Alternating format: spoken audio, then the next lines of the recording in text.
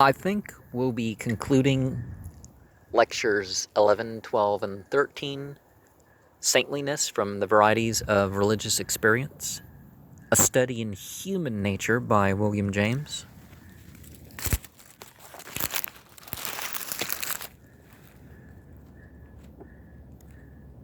The penny was a small financial safeguard, but an effective spiritual obstacle.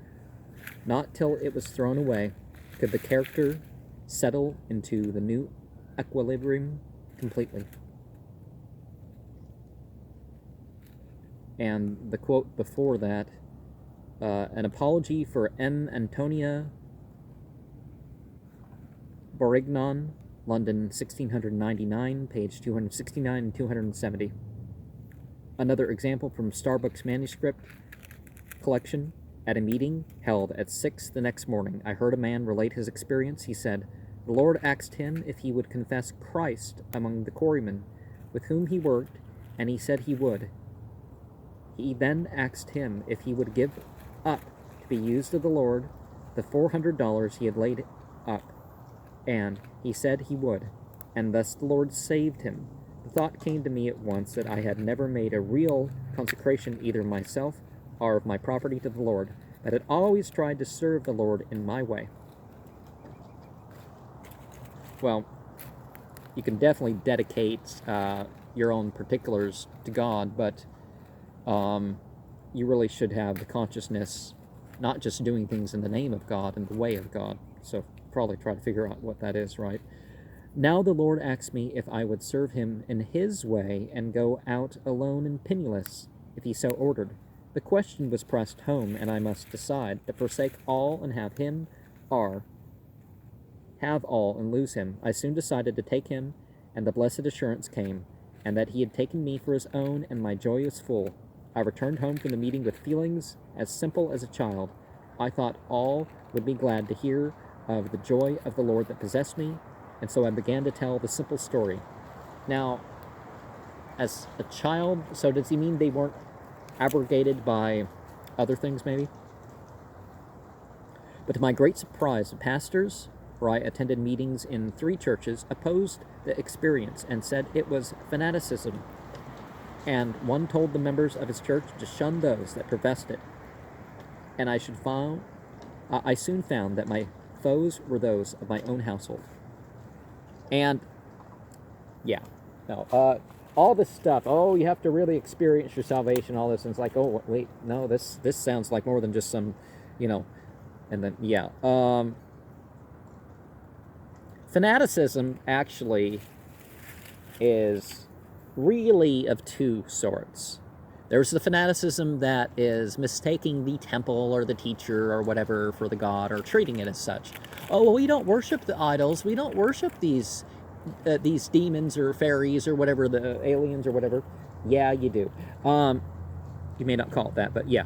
Well, I'm not saying you, the listener, but you know what I mean. And the other is the person who's like, they just have enough to claim themselves as being part of the faith.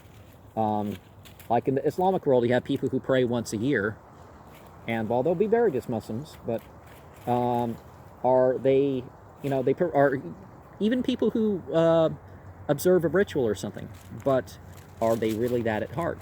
So a fanatic largely is like the churchy type or something, or even less than a churchy type usually. Somebody who just does enough so that they'll be known as whatever the label is.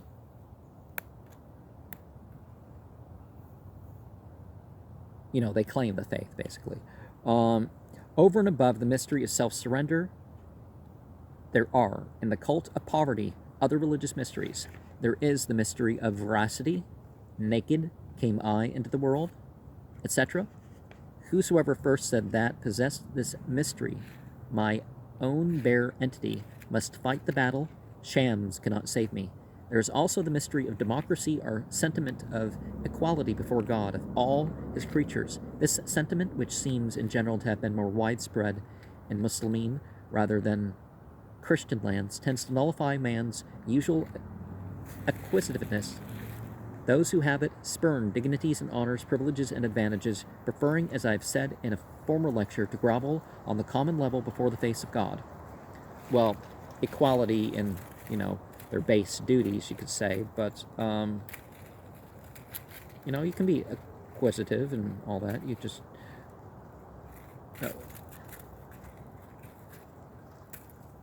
a humility in whatever honors and dignities that one gets, right? It is not exactly the sentiment of humility, though it comes so close to it in practice. It is humanity, rather, refusing to enjoy anything that others do not share. Now, no, that's not entirely it either. Is that you can enjoy what others don't share. It's just, you should focus on a common good sometime once you have yours taken care of. A profound moralist, writing of Christ's saying, "Sell all thou hast and follow me," proceeds as follows.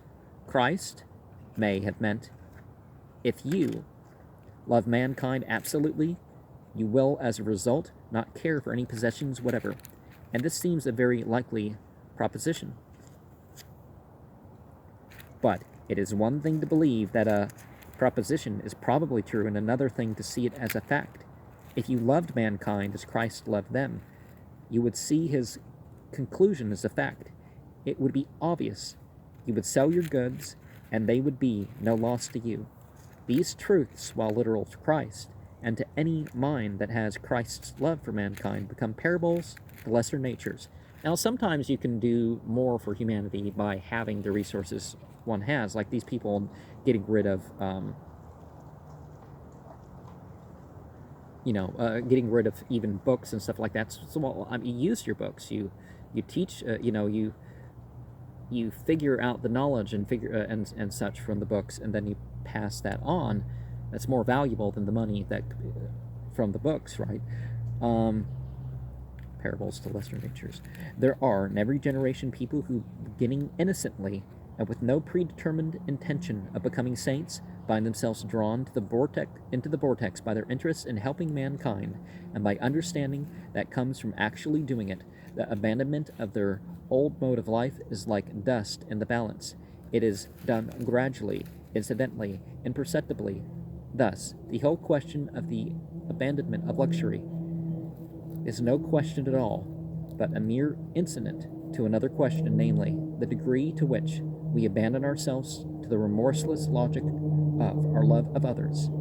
J.J. Chapman in The Political Nursery, Volume 4, page 4, April 1900, abridged. But in all these matters of sentiment, one must have been there oneself in order to understand them. No American can ever attain to the understanding the loyalty of a Briton towards his king, of a German towards his emperor, nor can a Briton or German ever understand the peace of heart of an American in having no king, no Kaiser, no spurious nonsense between him and the common God of all. If sentiments as simple as these are mysteries which one must receive as gifts of birth, how much more is this the case with those subtler religious sentiments which we have been considering? One can never fathom an emotion or divine its dictates by standing outside of it. In the glowing hour of excitement, however, all incomprehensibilities are solved, and what was so enigmatical from without becomes transparently obvious. Each emotion obeys a logic of its own, and makes deductions which no other logic can draw. Piety and charity live in a different universe from worldly lusts and fears, to form another center of energy altogether, as in a supreme sorrow, lesser vexations may become a consolation, as a supreme love may turn minor sacrifices into gain, so a supreme trust may render common safeguards odious, and in certain glows of generous excitement it may appear unspeakably mean to retain one's hold of personal possessions. The only sound plan, if we are ourselves outside of the pale of such emotions, is to observe as well as we are able those who feel them, and to record faithfully what we observe. And this, I need hardly say, is what I have striven to do in these last two descriptive lectures, which I now hope will have covered the ground sufficiently for our present needs.